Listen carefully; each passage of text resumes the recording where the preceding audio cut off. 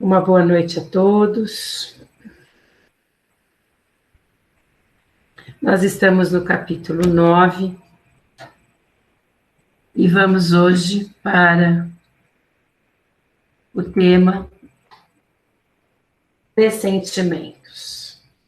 Interessante esse estudo dos pressentimentos. Nós estudamos a intervenção constante e direta do plano espiritual sobre nós, onde nós agimos aqui orientados e guiados por uma espiritualidade que já conhece a nossa jornada, conhece até mesmo a forma como agiremos mediante as provas que buscamos superar, as expiações que trazemos, as dificuldades a serem lapidadas. Em todas essas situações, nós recebemos orientações permanentes dos nossos irmãos maiores. Sejam eles nossos anjos de guarda, nossos mentores, como nós estudamos, nossos familiares espirituais, todos aqueles que nos querem bem, que estão muito mais perto de nós do que possamos imaginar, através da emanação dos seus pensamentos e a sintonia de amor que une cada um de nós a eles, e onde nós sabemos que quando nós temos a ligação de amor, seja por encarnados ou desencarnados, nós criamos fios de ligação fluídica a estes irmãos. E nós estamos aqui no dia a dia, na correria, repletos de preocupações mundanas, situações de saúde, emocionais, trabalho, filhos, irmãos, amigos. E nós exercitamos constantemente, ou devemos, se não estamos fazendo isso, devemos fazer diariamente, esse exercício para serenarmos o nosso mental e que a nossa sintonia de pensamento possa atingir as esferas dos irmãos que são orientadores e conselheiros da nossa vida terrena. E os pressentimentos nada mais são do que a orientação destes guias, destes irmãos maiores, que como nós já estudamos aqui, nós não podemos ouvi-los, porque a comunicação do plano espiritual é através da emanação de pensamento. Quando nós estamos com uma condição de serenidade, não é? De reflexão, de prece, de calmaria mental, nós temos uma emanação de pensamento muito etérea, que atinge a vibração dos nossos. E nessas oportunidades, quando eles percebem que nós estamos em equilíbrio, é o momento em que eles percebem o canal aberto para nos orientar. Então, no momento em que estamos em prece, no momento em que estamos dormindo relaxados, com equilíbrio, com pensamentos nobres, no momento em que acalmamos, no momento em que estamos em ação da caridade, estamos numa boa intenção com o nosso semelhante, estamos na paz, eles se utilizam desta harmonia para nos dirigir. Vá por este caminho, siga esta orientação, organize melhor tal problemática, não fuja deste conflito, resolva, estude tal assunto, dirija-se a tal local, porque neste local existe alguém, às vezes, que de outras vidas pede o encontro nesta encarnação, e os mentores nos ajudam, muitas vezes, a mostrar o caminho físico e espiritual na nossa vida. Marina, vá até aquele local, ao invés de ir àquela padaria, vá a outra padaria. A gente, às vezes, tem esse pressentimento, essa mudança de pensamento, se dirige a outro local e lá encontra uma irmã de afinidade de outras vidas, ou uma situação no percurso que nos traz aprendizado. E esses pressentimentos vão desde coisas simples, de mudanças de trajeto, até pressentimentos maiores, de preparação do desencarne de muitos irmãos, do nosso desencarne. Então, o pressentimento nada mais é do que a lembrança do que os mentores nos falaram, nos orientaram, e como nós, para nosso equilíbrio, nós não temos esta audição direta, nem esta evidência desses mentores, e eles vêm como uma forma de pensamento inato, algo nosso, mas ali tem a influência de um orientador. Todos os pensamentos são guiados por eles? Não. Quando necessária a orientação, é feita pelos mentores. Quando necessário o direcionamento, eles conversam conosco. E essa ideia que surge, essa intuição, a gente acha que é uma intuição, né, uma coisa nossa, mas é, no caso do pressentimento, aquela ideia, eu sabia que eu precisava fazer isso, ou eu sabia que se eu fizesse isso, aconteceria isto, porque, na verdade, foi uma orientação que tivemos desses irmãos maiores, certo?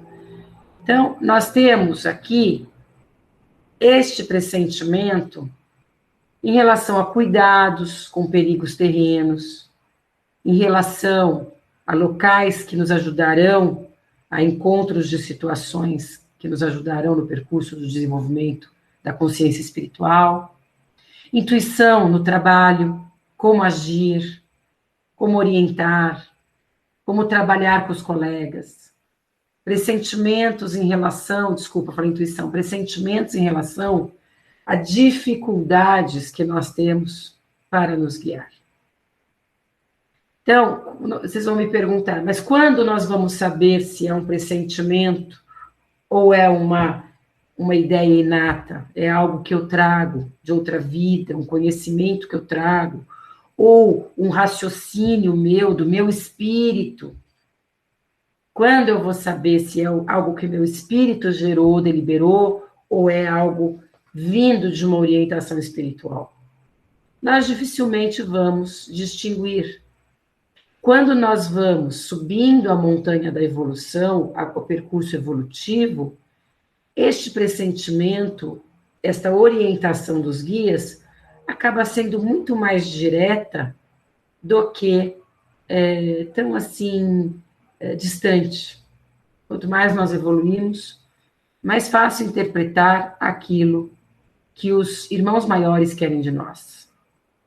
Porque aí eles não só conversam e falam e vêm como pressentimento, mas eles nos orientam diretamente no sentido de trazer ali aquela interpretação no momento da oração, o esclarecimento através do exercício da espiritualidade. Isso alguns conseguem, outros ainda desenvolvem, mas a grande maioria tem estes pressentimentos para nos ajudar, para nos guiar, para nos orientar. Se nós tivéssemos a espiritualidade falando conosco diretamente, vai por ali, faz assim, faz, nós não teríamos o livre-arbítrio. Porque como nós temos a orientação deles, se fosse algo tão objetivo, tão direto, perderia o nosso juízo particular, a nossa avaliação particular de aceitar aquela orientação dos guias ou rejeitar. Dependendo do nosso equilíbrio, nós cada vez mais vamos sintonizando o desejo deles para o nosso bem e vamos tendo mais certeza de que a nossa caminhada bate com o que eles esperam de nós.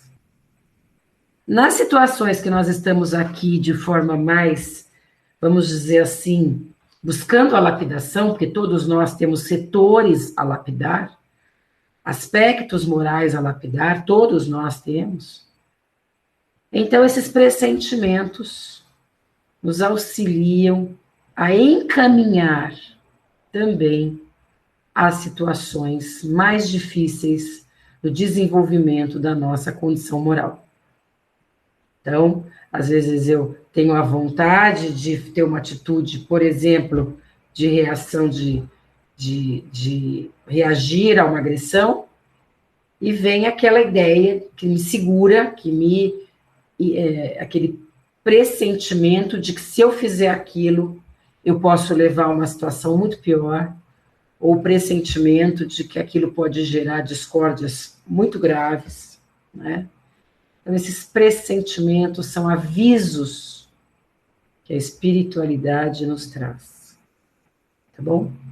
Não é difícil da gente entender, está na pergunta 536. Ai, desculpa, já estou aqui no final do que eu estudei.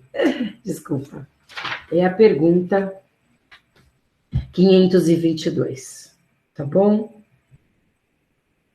É como ele diz, é um conselho íntimo, porque na medida em que fosse aberto, acaba o nosso livre-arbítrio. Então, o mentor, o anjo de guarda, fala. Se nós vamos acolher ou não, depende de nós. E quando vem aquele pressentimento muito forte, é porque realmente nós estamos em sintonia com a orientação deles. Tá bom? É muito sutil a influência da espiritualidade sobre nós, e é um exercício mesmo, né? É um exercício de relaxamento mental, é um exercício de reforma íntima, tudo isso vai nos desenvolvendo a possibilidade de interpretar a comunicação com os guias de forma mais precisa. Aí vocês vão falar para mim, então o médium já desenvolveu? O médium, ele realiza um trabalho de ligação com os guias para o auxílio fraterno, não para ele. Não para ele se beneficiar com as comunicações do seu guia.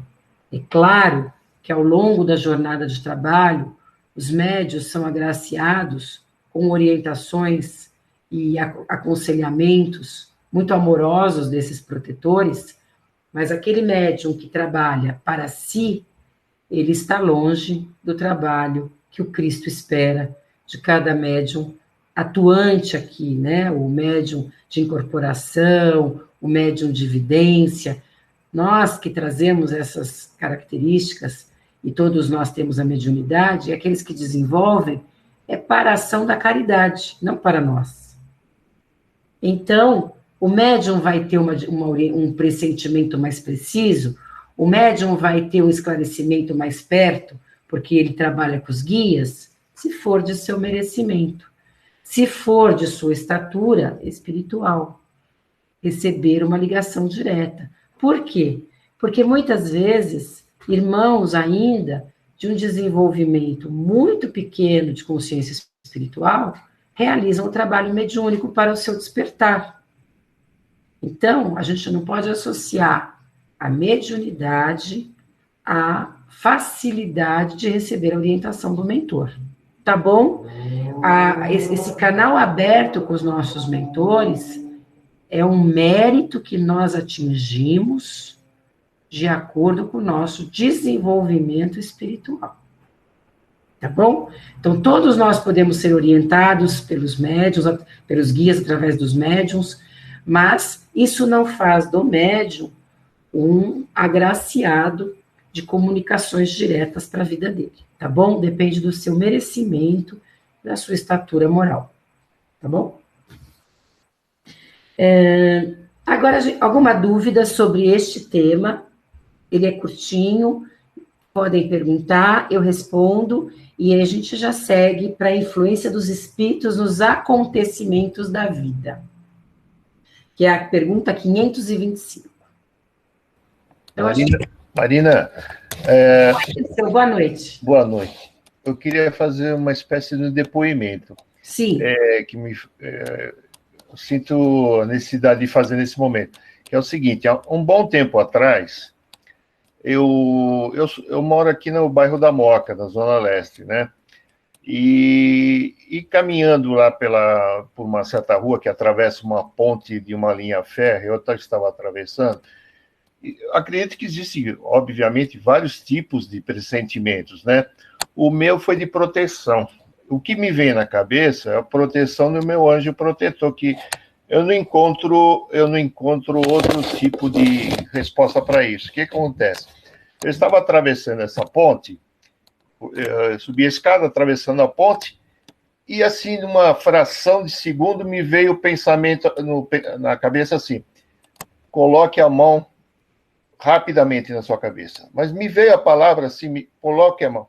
No que eu coloquei a mão nesse sentido, e foi bem desse lado, uma tremenda pedra bateu aqui. Aquilo me levou para o chão. Depois, analisando, eu falei: só pode ser um... Sem dúvida, Dirceu, sem dúvida. Um protetor meu. Sem dúvida. Eu não estaria aqui, né? Sem dúvida, sem dúvida.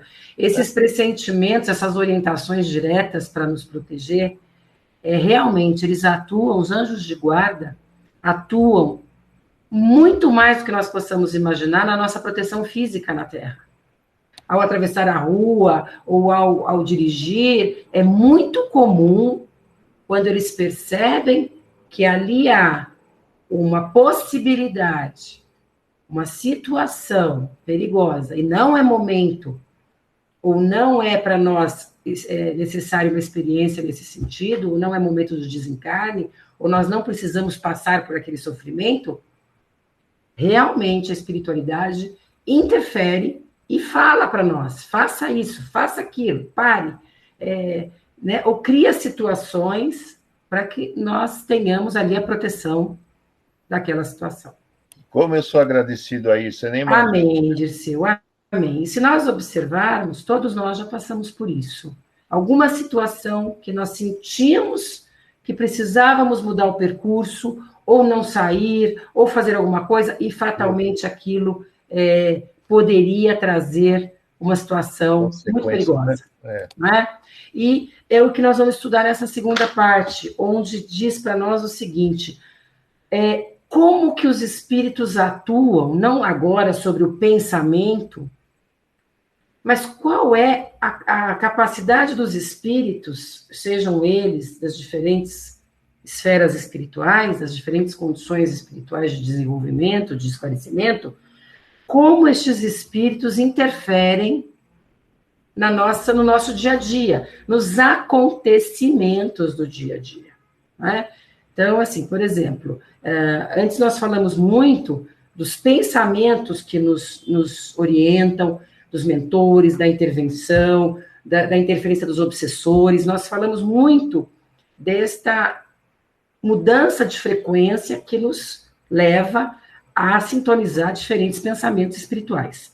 Agora, aqui é diferente. Aqui Kardec pergunta aos espíritos se a espiritualidade ela consegue mudar situações que nós vamos passar, situações de vida, de percurso espiritual aqui encarnado. Nós sabemos que nós, ao encarnar, nós temos um projeto de vida que determina energias que nos encontrarão para a lapidação da nossa consciência espiritual. Ou seja, eu encontrarei situações de afinidade com o que eu necessito passar nesta encarnação. Nós sabemos que tudo é energia, nós estamos na terceira dimensão, mas o que une os acontecimentos são leis naturais, leis de sintonia. Nós não passamos aquilo que nós não sintonizamos na nossa vibração espiritual nesta encarnação ou em outras. Nós não passamos por aquilo que não temos que passar ou que a nossa vibração de experiência anterior não necessita de um reparo naquele contexto. Por exemplo, eu não tenho um projeto de sofrer uma violência com o exemplo que ele dá aqui, os espíritos, com um tiro. A espiritualidade percebe, o meu anjo de guarda sabe, que naquele local existe uma energia de sintonia com uma violência maior. Eu estou me dirigindo àquele local. A espiritualidade, ela pode me trazer o pressentimento de não ir até lá, como ela pode me dirigir, como o Dirceu falou, imediatamente e me dizer para não continuar andando ou ir para outro lugar. Então, a espiritualidade, ela de alguma forma, ela consegue, dentro das leis naturais, ou seja, dentro daquilo que eu posso passar, e dentro de uma situação seguinte, como eu vou explicar para vocês, o alto jamais vai permitir o mal para nos trazer aprendizado. Ou seja, se eu tenho uma vivência com uma situação de crime, se eu tenho que passar por uma situação de crime, se eu tenho na minha história espiritual uma situação a qual eu escolho passar por isto para meu aprendizado, então, fatalmente, eu estou envolvida a esta energia, a espiritualidade possibilita o meu direcionamento ao local onde esta energia pode ocorrer. Mas a espiritualidade não vai fazer alguém pegar uma arma e me dar um tiro. Por quê? Porque a espiritualidade jamais agirá contra as leis divinas. E qual é a lei divina? Amor, caridade, solidariedade, luz. Mas a espiritualidade se utiliza do pouco esclarecimento de alguns irmãos que ainda vibram na violência e sintonizam. Eu tenho aquela sintonia daquela energia, eu tenho a sintonia da violência de outras encarnações, não desta. Então, eles conciliam o erro do meu irmão com aquilo que o meu espírito ainda emana. Então, a espiritualidade, dentro das leis naturais, o que seria a lei natural? Existem irmãos ainda numa condição encarnada de violência e crime. Eu tenho um resgate em relação a esta situação. Eu pedi para a espiritualidade para vivenciar este sofrimento. Talvez por ter deliberado alguma coisa há muito tempo atrás. Ou até por uma prova que eu quero passar de perdão. Então, a espiritualidade utiliza uma sintonia de situação violenta com a minha necessidade espiritual e ocorre a situação. No contrário, da situação contrária, da mesma forma, eu não tenho que passar por aquilo. Existe ali uma situação de uma violência. Eles me direcionam para outro lugar. É como ele fala aqui, a pessoa precisa se machucar, está no momento dela desencarnar. Ela vai desencarnar por um grande ferimento, ou na cabeça, ela vai cair. A espiritualidade, ele sobe uma escada, a espiritualidade vai lá e vai quebrar a escada? Não, a espiritualidade não faz isso. A espiritualidade jamais vai gerar uma violência, vai gerar um mal para me prejudicar. Mas vai me direcionar em pensamento a escada que já não consegue mais suportar o meu peso. Então, eles vão falar, Marina, você vai hoje, vai lavar o seu telhado, você vai subir e vai pegar aquela escada. E nos direciona para a situação. É importante a gente entender, são exemplos assim, até, vamos dizer, simples, mas vamos pensar um pouquinho maior, no sentido assim, a espiritualidade nunca vai usar o mal para nos ferir. Tudo que acontece, de alguma maneira, nós estamos no momento de nos desligarmos da Terra. Nós estamos no momento de desencarne. Então, se temos uma necessidade de desligamento com situações de prejuízo físico, a espiritualidade vai me encaminhar para onde isso ocorre. É como o caso do raio. A espiritualidade, a pessoa precisa desencarnar. É um desencarne rápido. O raio, a pessoa nem sofre, ela nem sente, ela nem vê, né? Então, às vezes a gente fala assim, nossa, foi tão trágico. Trágico ao nosso olhar encarnado, porque a pessoa às vezes nem sentiu nada, né?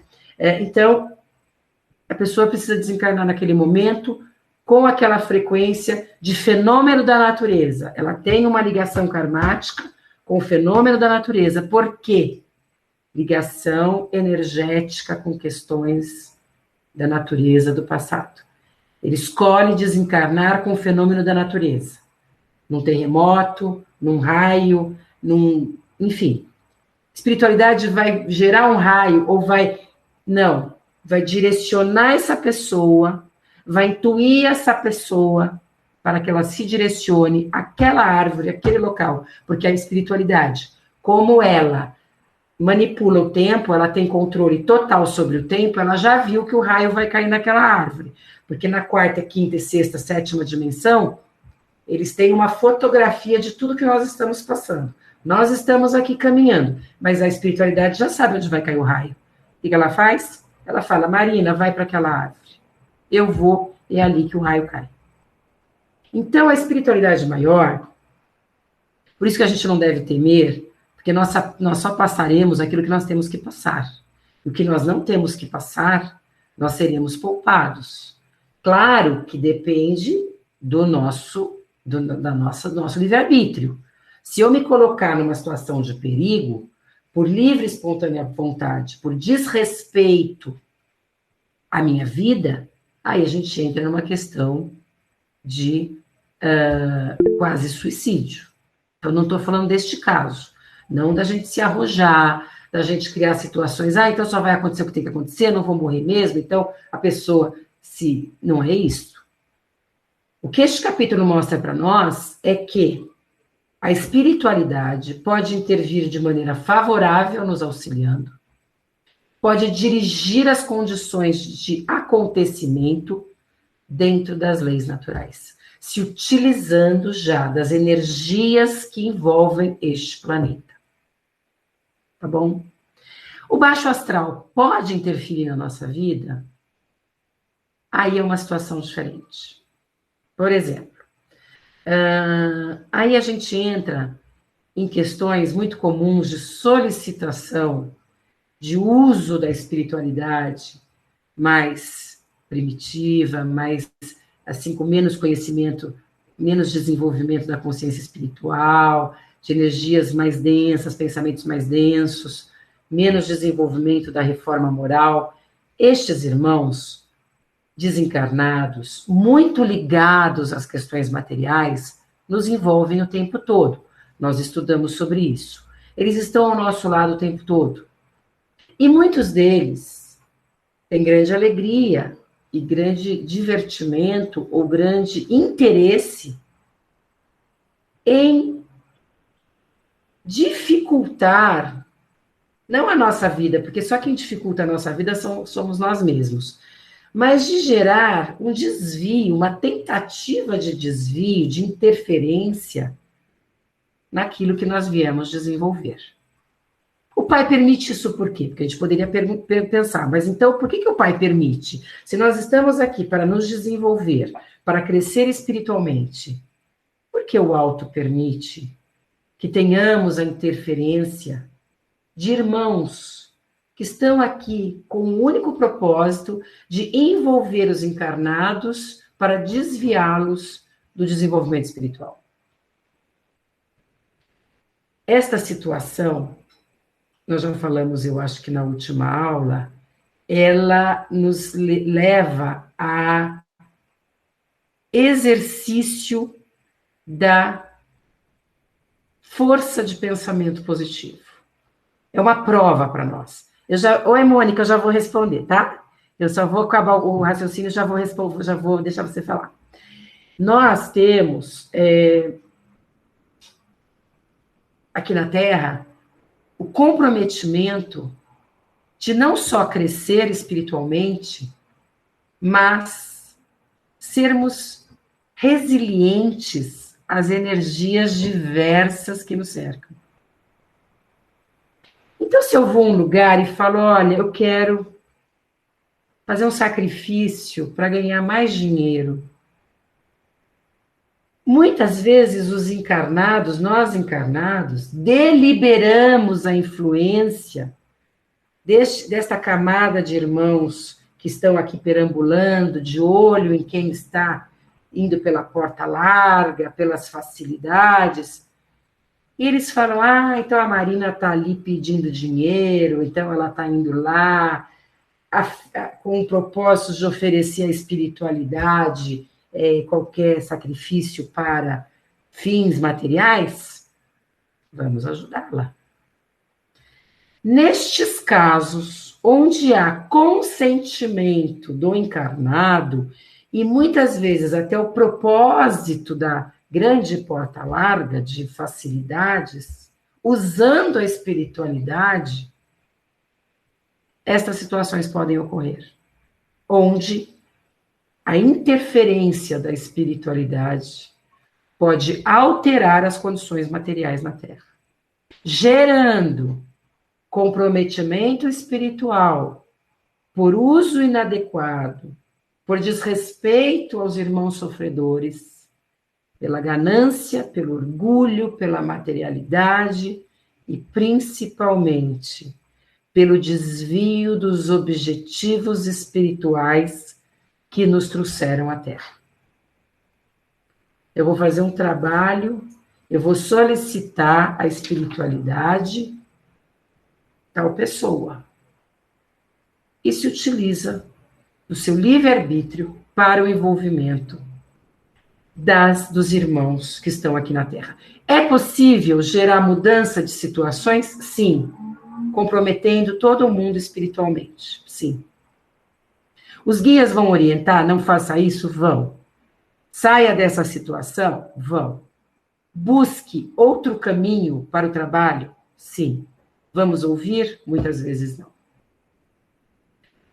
Podem também, se estamos ali resignados, firmes no nosso propósito de crescimento, de evangelho, de busca de reforma.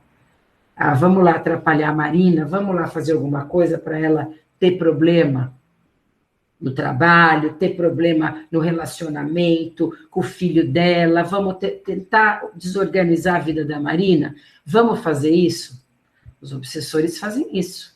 Planejam, muitas vezes, de forma bem arquitetada, qual o viés que mais vai me derrubar.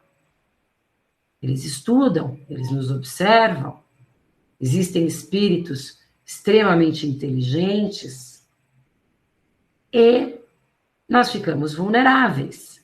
Por isso que precisamos estar vigilantes, como disse o Pai, orando e vigiando. Ação da caridade, prece, vigiai o pensamento, a ação. Aí ele fala, no caso da riqueza, o exemplo que ele dá, no caso da riqueza, mas há o caso também de várias situações. Por que o auto permite? Prova para nós. É como um adolescente. Eu só vou saber se o meu adolescente é equilibrado se ao meio da diversidade, da má conduta, ele se posiciona adequadamente. É uma prova. É uma prova de ferro. Mas é só uma prova de ferro que fortalece a nossa caminhada. Quando o Pai nos fala que ele foi tentado no deserto, o Pai mostra para nós que todos nós estamos sujeitos à interferência da nossa própria primitividade, dos nossos próprios erros passados. A gente não precisa nem falar do externo. Então, estar em contato com este espelho exterior do que nós já fomos no passado, em outras vidas, porque nós já viemos de situações muito densas, mas muito densas mesmo. Então, quando nós temos o espelho do que já fomos, como é que ela vai segurar essa onda? Ela vai conseguir ou ela vai hesitar? É uma prova. Tá bom? Então, por isso que o alto permite que a espiritualidade esteja aí nos observando e avaliando. Agora, quando a própria pessoa delibera pedido de ajuda para a espiritualidade desses irmãozinhos, aí não tem, aí fica um pouco difícil, né? Eles estão querendo aquele lado material, estão querendo, e a gente fala, eu quero. Então, não entendam o caminho do desenvolvimento espiritual como algo fácil. A caminhada da jornada evolutiva não é simples, ela exige muito de nós. Se algum médium mostrar facilidade, fuja deste médium. Vamos conseguir isso assim, isso você consegue assim, isso você consegue daquele jeito. Sem os princípios do Evangelho, nós podemos estar num caminho muito perigoso. Então, vamos focar neste propósito do equilíbrio da reforma íntima para que a ação dos espíritos sobre os acontecimentos não atinjam a nossa vida. Tá bom? A Mônica queria fazer uma pergunta, né, Mônica? Deixa eu ver que oração aqui, gente. Olha, já pode fazer, Mônica, pode falar. Você...